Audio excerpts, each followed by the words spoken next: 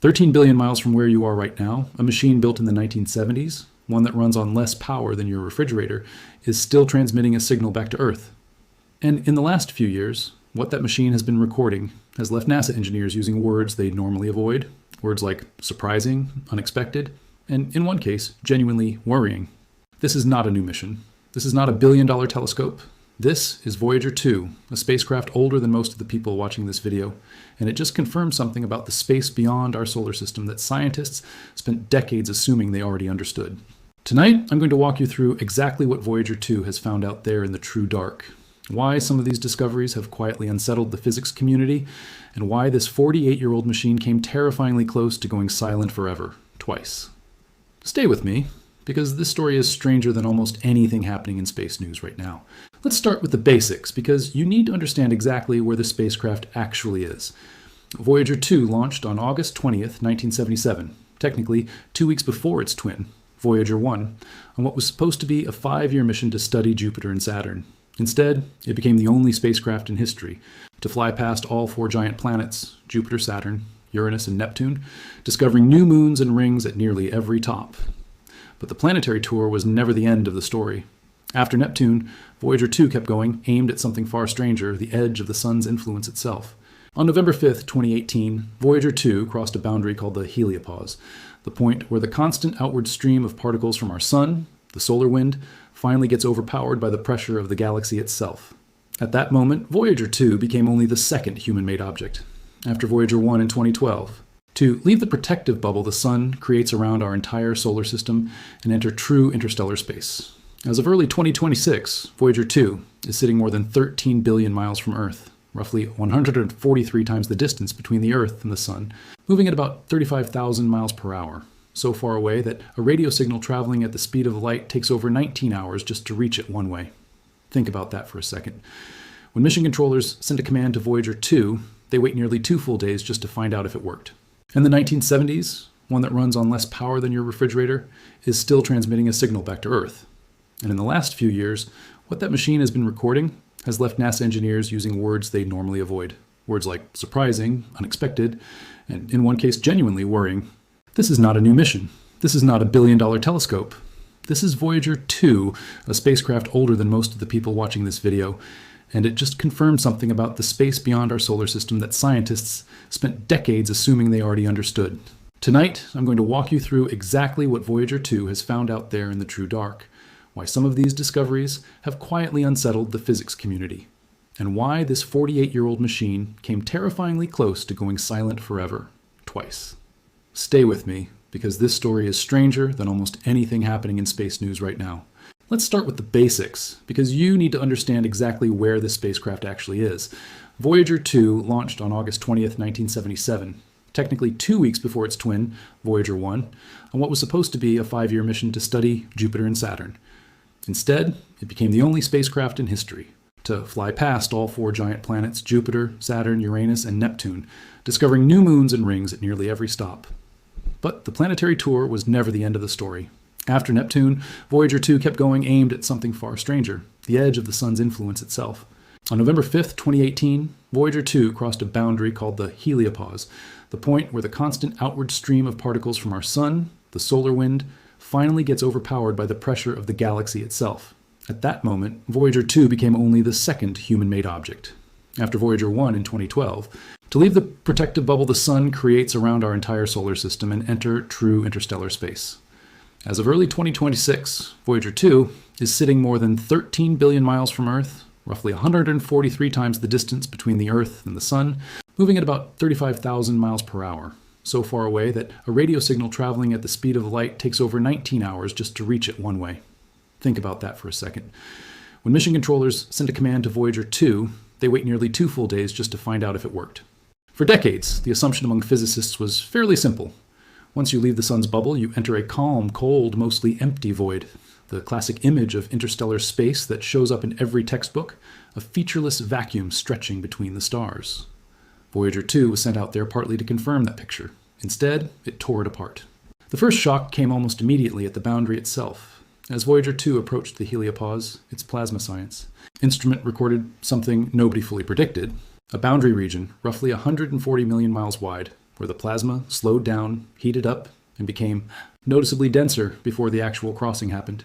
Then, right at the edge, the transition into interstellar space occurred in less than a single day, an abrupt, almost violent handoff between two completely different environments. And once Voyager 2 was actually outside the bubble, the interstellar medium itself turned out to be hotter than anyone expected, with plasma temperatures around 30,000 to 50,000 degrees Fahrenheit.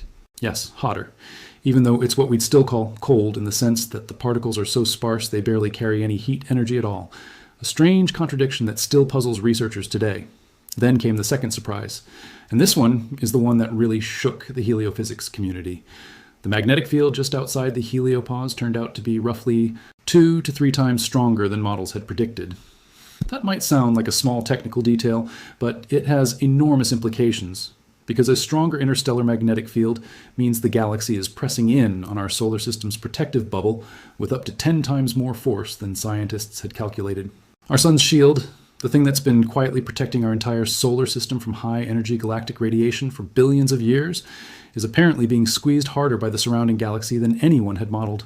Patrick Cohen, a heliophysicist and program scientist at NASA headquarters, described Voyager as our first real platform to actually experience the interstellar medium directly, calling it, in his words, quite literally a pathfinder.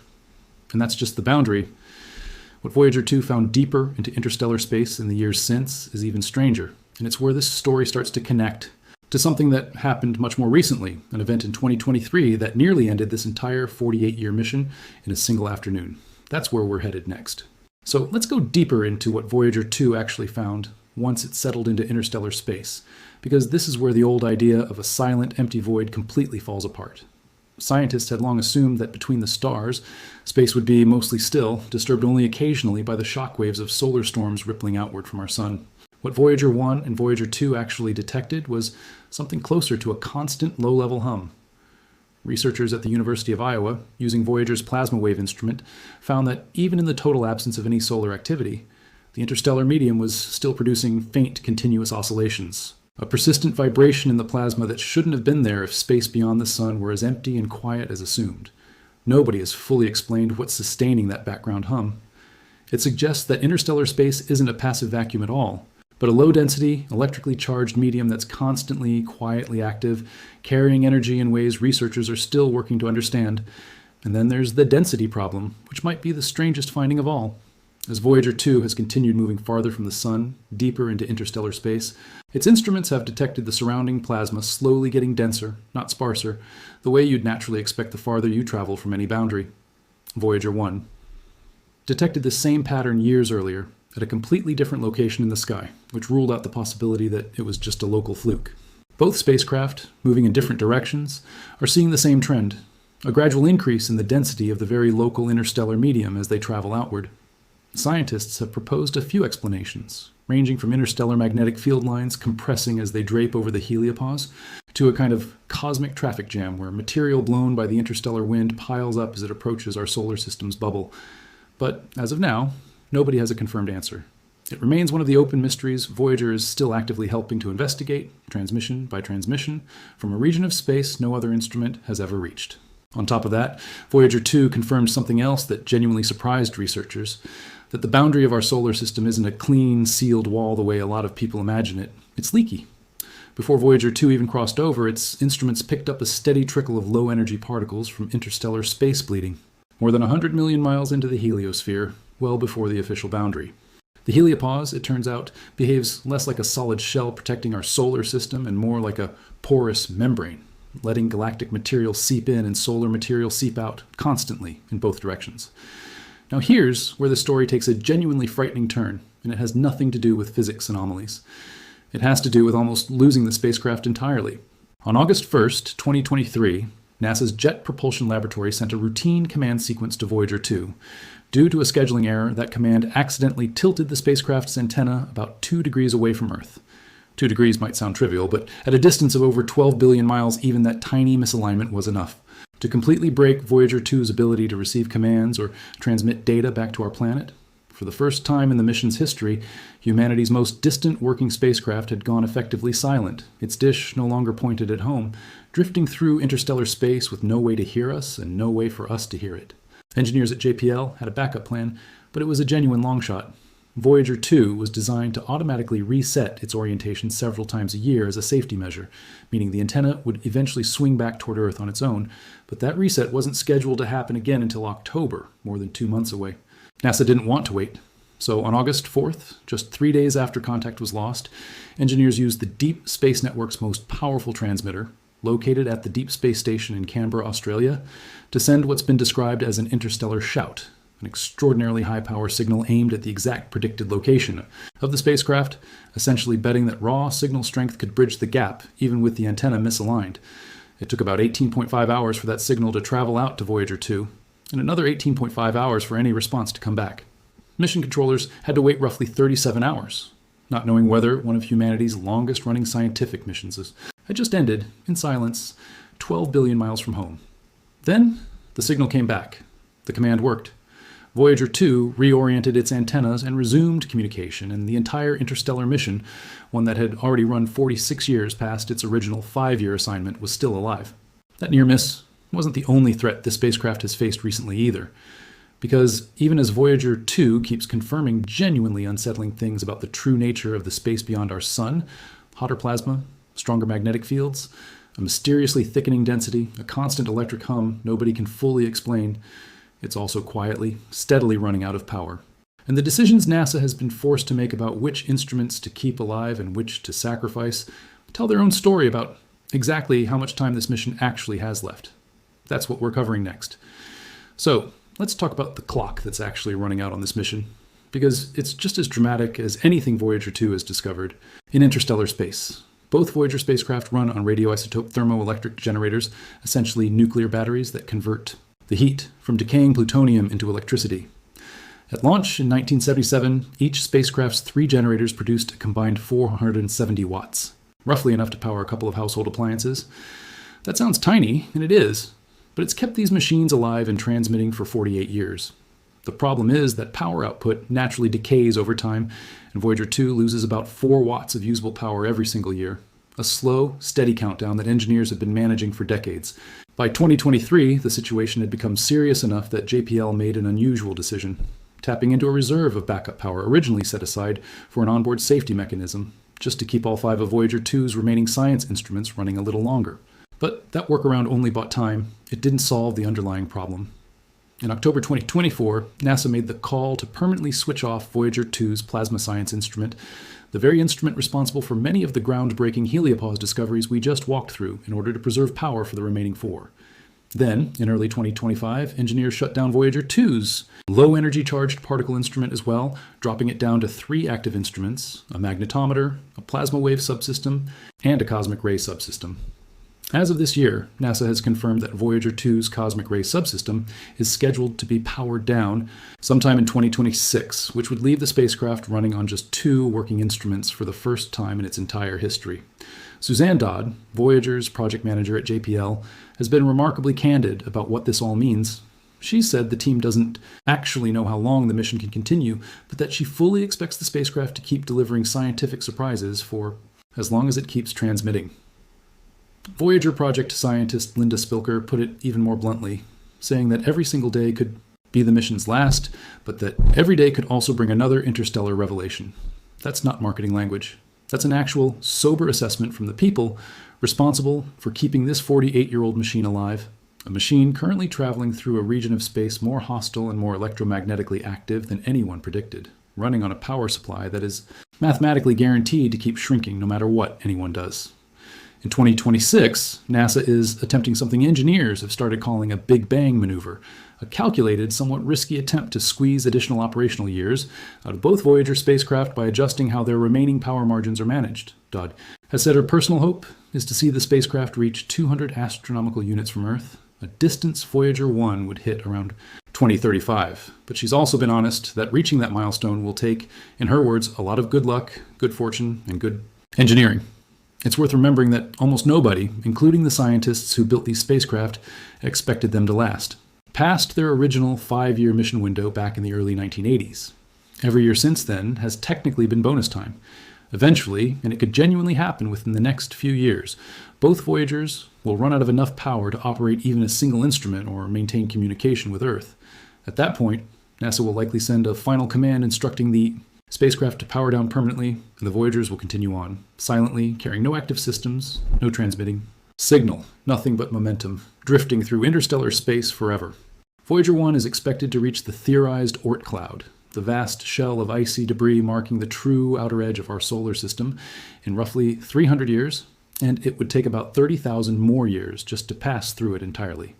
In other words, even after these machines go completely dark, they'll still be traveling through territory connected to our solar system for tens of thousands of years, long after every trace of human civilization that built them has changed beyond recognition. Each spacecraft also carries something built specifically for that impossibly distant future, a golden record containing sounds, images, greetings in dozens of languages, and musical selections meant to represent humanity to whatever or whoever might eventually find it.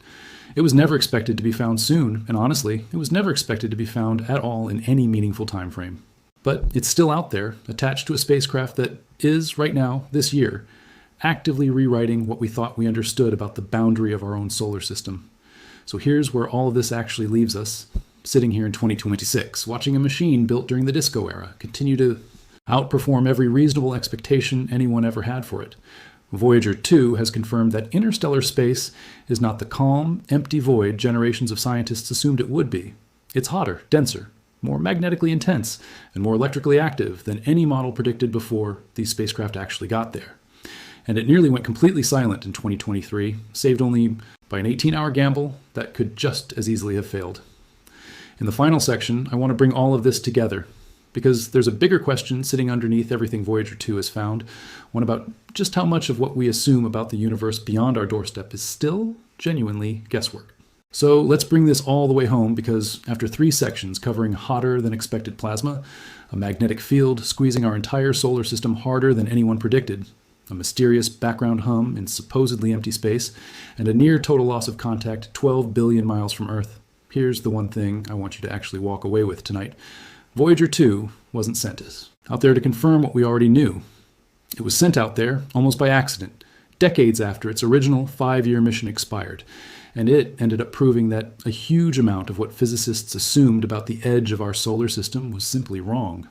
Let's run through the actual scoreboard, plainly, one more time. The interstellar magnetic field beyond our sun's bubble is 2 to 3 times stronger than models predicted, meaning the galaxy is pressing in on our solar system with dramatically more force than anyone calculated before Voyager actually got there. The plasma temperature just outside the heliopause came back hotter than expected, even while remaining functionally cold due to how sparse the particles are, a genuinely strange contradiction that still isn't fully explained. The density of interstellar space has been steadily increasing the farther both Voyager spacecraft travel, confirmed independently by 2 probes moving in 2 completely different directions. And nobody currently has a confirmed explanation for why. And underneath all of that, there's a persistent low-level electrical hum in the plasma itself, detected even when there's no solar storm anywhere nearby to explain it, suggesting that interstellar space isn't a silent vacuum at all, but a faintly, constantly active medium that we are only just beginning to actually listen to. None of that is science fiction. None of it required speculation about hidden intelligence or mysterious signals reacting to our presence out there. It's real, peer-reviewed, NASA-confirmed data, and it is, on its own, genuinely unsettling in the best possible scientific sense, because it means our most basic assumptions about the boundary of our own solar system needed a spacecraft to actually go out there and correct them. And here's the part that makes this whole story feel more urgent than almost any other space discovery happening right now. This window is closing. As of this year, Voyager 2 is down to 3 working science instruments, with its cosmic ray subsystem scheduled for shutdown sometime in 2026, a decision NASA is making purely because the spacecraft's nuclear power source loses about 4 watts every single year, with no way to reverse that decline. Suzanne Dodd and her team are attempting a calculated maneuver this year, specifically designed to squeeze a few more operational years out of both Voyagers, hoping to reach 200 astronomical units from Earth sometime around 2035. But by NASA's own admission, nobody actually knows how much longer this mission has left. Every single day of data Voyager 2 sends back from interstellar space right now could genuinely be among the last humanity ever receives directly from that region for decades, possibly longer, until some future mission is built, funded, and launched specifically to go back out there. Think about what that actually means. We have exactly 1 working set of eyes and ears in true interstellar space right now, a spacecraft built with 1970s technology, running on power reserves that are mathematically guaranteed to keep shrinking, and every Discovery it's made in the last several years has revealed that the space beyond our solar system behaves nothing like the calm, empty picture generations of physicists confidently taught. And in a handful of years, possibly by the early 2030s, that window closes, and we go back to relying entirely on models and predictions again, at least until humanity manages to build and launch something capable of reaching that same frontier. That's not a comfortable thought. But I don't think it should be a frightening one either. I think it's actually one of the more remarkable stories in the entire history of space exploration. A machine that was never supposed to outlive its 5-year mission by more than 4 decades. Still out there right now, still transmitting, still quietly rewriting the science textbooks from 13 billion miles away, and still, somehow, beating every reasonable expectation anyone ever had for it. So here's what I want from you tonight. If stories like this, the real science, the real risks, the real numbers behind what's actually happening at the edge of our solar system interest you, hit subscribe, because Voyager 2 is still out there, still sending data back every single day, and I plan on covering every genuine update as it happens, not the exaggerated version, the real one. Drop a comment and tell me honestly, does it surprise you that a 48-year-old spacecraft running on a shrinking nuclear battery is still teaching us things about the universe that our best models got wrong?